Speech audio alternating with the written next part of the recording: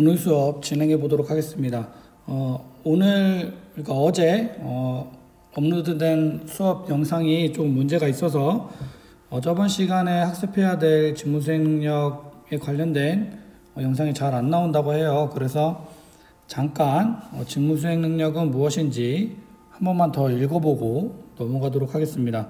그래서 이 직무수행 능력이 뭐냐면, 자, 개인이 이제 해당 직업에 진입하기 위해 갖춰야 될 능력을 뜻합니다. 그래서 이게 뭐냐면, 저번 시간에 배웠던 직업 기초 능력은, 자, 전체 직업군에 해당되는 능력이었죠. 하지만 이 직무수행 능력은 자신이 해당하는 자신이 소속된 직업에 관련된 능력이 되겠습니다. 그래서 쉽게 얘기하면 직업 기초 능력은 모든 직업에 해당이 되고 모든 직업에서 공통으로 필요한 능력이라고 하면, 자, 직무수행 능력은 자신이 소속되어 있는 그 직업에 개인적으로 요구되는 능력을 뜻합니다. 그래서 직업기초 능력은 전체, 그리고 직무수행 능력은 개인적인 능력이라고 이해하시면 조금 더 편하실 것 같습니다. 그래서 이 직무수행 능력은 그 해당 업무에 관련된 지식을 바탕으로 실제 업무 수행을 할 수 있는 기술이나 응용력, 그리고 그 직무를 수행하는데 태도까지 모두 포함하게 됩니다. 그래서 페이지를 보시면, 자, 여기까지가 중요한 내용이 되겠네요. 그래서 여기까지 알아두시면 될 것 같고요. 자, 그 다음 직무수행 능력의 종류에는, 자, 직무수행 능력을 규명한 자료는 국가직무능력표준이라고 해서 NCS라고 합니다. 그래서 직무분석 결과, 그 다음에 작업 매뉴얼 등 다양한 형태가 존재합니다. 그래서 이 NCS는 2016년을 기준으로, 자, 24개의 대분류 아래 800여 개가 개발이 되어서 현장에 투입되어 있다고 해요. 그래서 아래 보면, 자, 24개의 대분류가 있고요. 자, 그 다음 이 24개의 대분류 아래 세부적인 내용으로, 자, 800여 개가 있다고 하는데, 자, 800여 개까지는 전부 다 알아두실 필요 없고요. 그냥 이 24개는 무엇이 있는지 그냥 한번 알아두시면 될 것 같습니다. 자, 그래서 이 직무수행 능력은 어디서 활용이 되냐? 자, 직무수행 능력은, 자, 전문가 양성, 그리고 경력 개발, 그리고 시험이나 평가를 포함한 총 8가지의 곳에서 활용이 되고 있습니다. 그래서 전문가 양성은 이제 학교에서 직무수행 능력을 토대로 교육과정을 만들게 되겠죠. 자, 이때 이 직무수행 능력을 토대로 교육과정을 만든 과목이 여러분이 배우게 될 NCS 과목이라고 합니다. 그래서 이를 바탕으로 교육해서, 자, 여러분이 실제 현장에 투입됐을 때 바로 일을 할 수 있게끔 전문가를 양성하는 데 활용이 되고요. 자, 그 다음에 경력개발이라고 있는데, 자, 이 자신이 경력개발을 할 때 부족한 능력, 그러니까 이 분석과정을 거쳐서 개개인으로 부족한 부분이 있으면 그 부분을 개발할 수 있어야겠죠. 그래서 객관적인 지표를 통해서 자신을 되돌아볼 때 활용을 할 수 있고요. 그 다음에 시험이나 평가가 있습니다.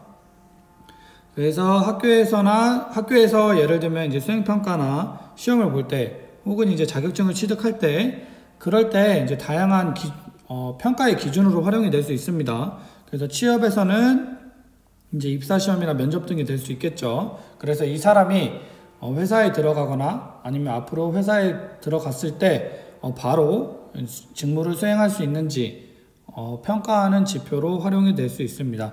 그래서 이 직무수행 능력의 대략적인 개념이나 종류, 그리고 어디에서 활용되는지 파악을 했고요. 그 다음에 오늘 수업 전공별 직무수행 능력의 향상이라고 해서 전공별로 직무수행 능력을 어떻게 탐색해야 되는지 한번 알아보도록 하겠습니다. 직무수행 능력을 향상시키기 위해서는 그 전에 자신이 어느 분야가 부족한지, 그리고 어느 분야가 뛰어난지 파악을 할 수 있어야겠죠. 그래서 그 전에 향상시키기 전에 탐색의 과정을 거치게 됩니다. 그래서 전공별 직무수행 능력을 탐색하는 과정을 거치게 되는데, 이 탐색하는 방법, 그러니까 탐색을 하는 종류에는 무엇이 있는지 한번 알아보도록 하겠습니다.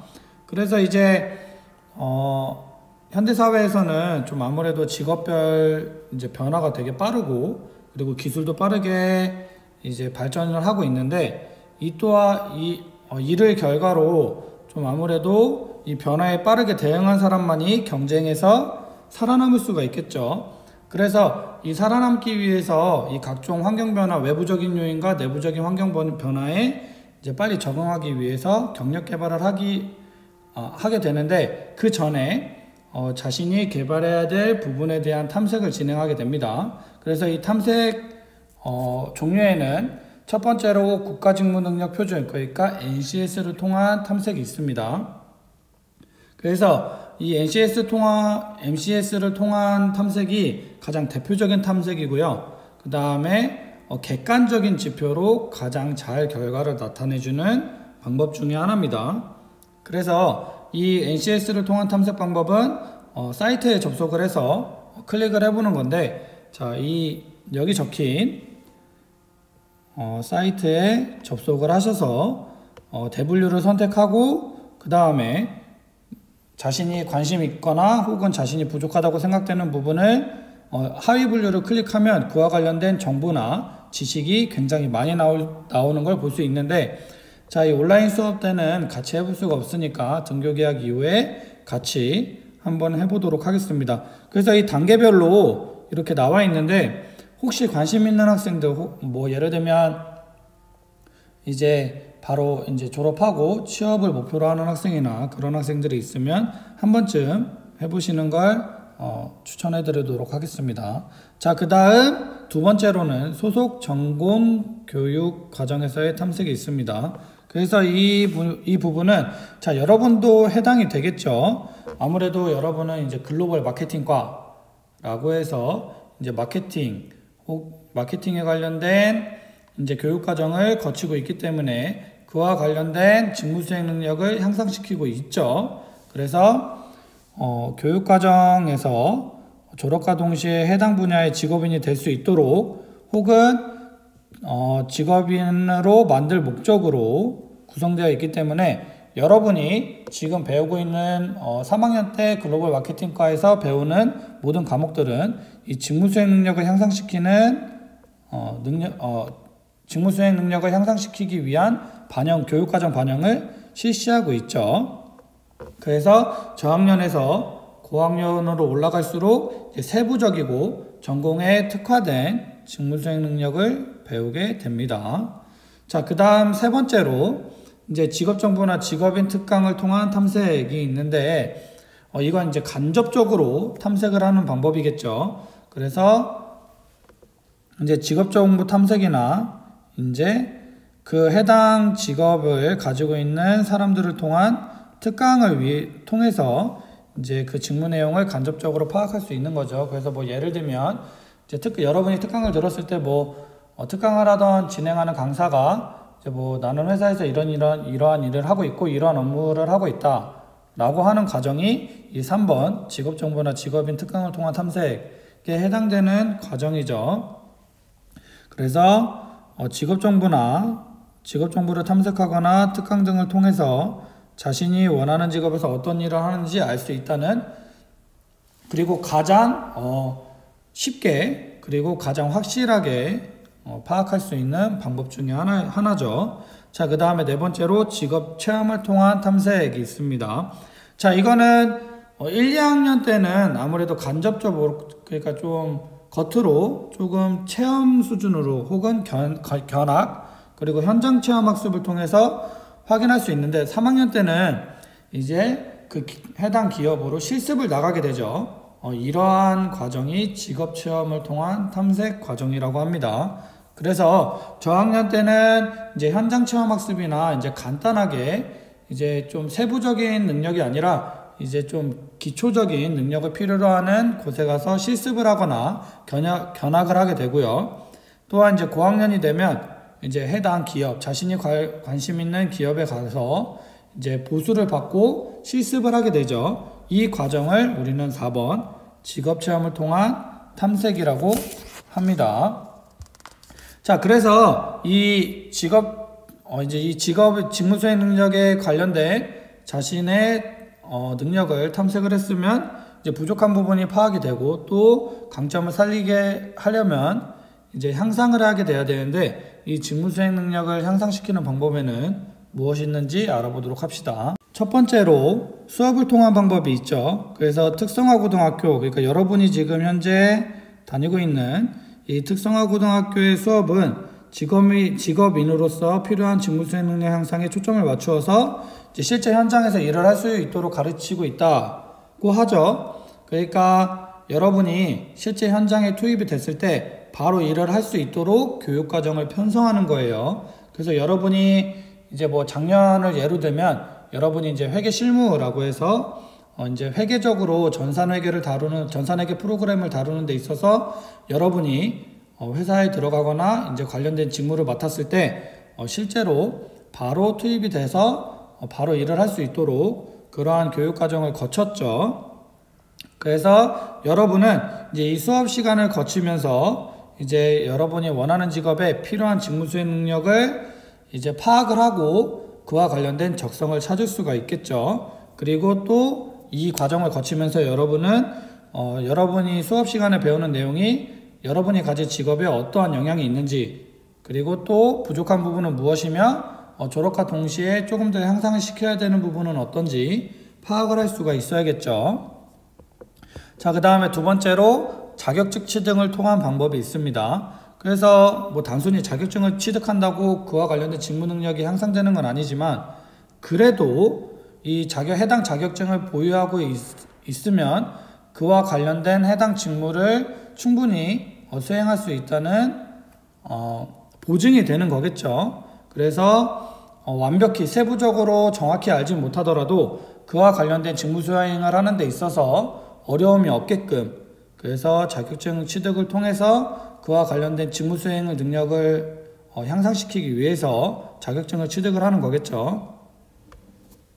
그래서 여러분이 취득을 준비하는 과정에서 어떠한 직무 수행 능력이 필요한지를 파악하고, 그리고 이를 습득하는 과정을 통해서 여러분이 성취감도 얻고 그 다음 해당 직무 수행 능력을 향상시킨다는 긍정적인 역할을 하고 있죠. 그래서 여러분은 이 1번과 2번을 동시에 하고 있다고 생각을 하시면 될 거예요. 그래서 여러분이 이제 실제 현장에 투입이 돼서도 업무를 수행할 수 있도록 교육과정을 편성을 해서 수업을 통해서 배우거나, 그 다음 이제 뭐 방과 후 수업 활동을 통해서 자격증도 따고요. 아니면 그 수업 과정을 통해서 관심이 있는 학생들은 개인적으로 이제 자기 개발을 통해서 자격증 취득을 하겠죠. 자, 그래서 옆에 보면 자격증의 종류라고 해서 국가 자격과 민간 자격 해서 이 각종 세부 분야로 나뉘게 되겠죠. 그래서 이 큐넷이라는 사이트에 들어가시면 여러분이 따고 싶은 자격증은 국가 자격증인지 아니면 민간 자격증인지 파악을 할 수 있고요. 그 다음에 이 사이트에 접속을 하시면 해당 자격증에 관련된 정보도 전부 파악을 할 수 있습니다. 그래서 이 자격증을 취득하기까지의 과정을 통해서 직무수행 능력을 향상시킬 수 있겠죠. 자, 그 다음에 세 번째 방법은 기타 방법이 있습니다. 그래서 직무수행 능력은 수업이나 자격증 취득을 위한 방법 이외에 뭐 동아리 활동이나 뭐 직무체험, 특강 참여 등을 통해서 향상시킬 수 있고요. 여기서 말하는 이 동아리 활동이나 직무체험은 꼭 학교가 아니라 개인적인 활동도 포함이 됩니다. 그래서 교과서나 실습을 통해서 배우는 것을 넘어서서 이제 뭐 현장에 직접 가거나 아니면 현장에 가서 이제 실제 그 현장에서 투입이 돼서 업무를 하고 있는 사람들의 이야기를 듣고 나서 이제 좀 간접적으로 체험이 가능하다라는 특징이 있겠죠. 그래서 이 기타의 방법은 아무래도 이 사전에 수업 시간이나 자격증 취득하기까지의 과정을 거치면서 이제 기본적인 지식이 있어야지 아무래도 이 기타 방법, 그러니까 현장 실습을 통해서 잘 직무수행 능력의 향상이 잘 이루어질 수가 있겠죠. 자, 그래서 이 직무수행 능력의 종류와 그 다음 직무수행 능력을 탐색하기 위해서는 어떠한 방법들이 있는지, 그리고 이 직무수행 능력 향상을 시키려면 어떻게 해야 되는지 학습을 했고요. 자, 그 다음 시간에는 단원이 바뀌게 되겠죠. 그래서 3단원 경력개발과 평생학습의 의미 수업을 진행해 보도록 하겠습니다.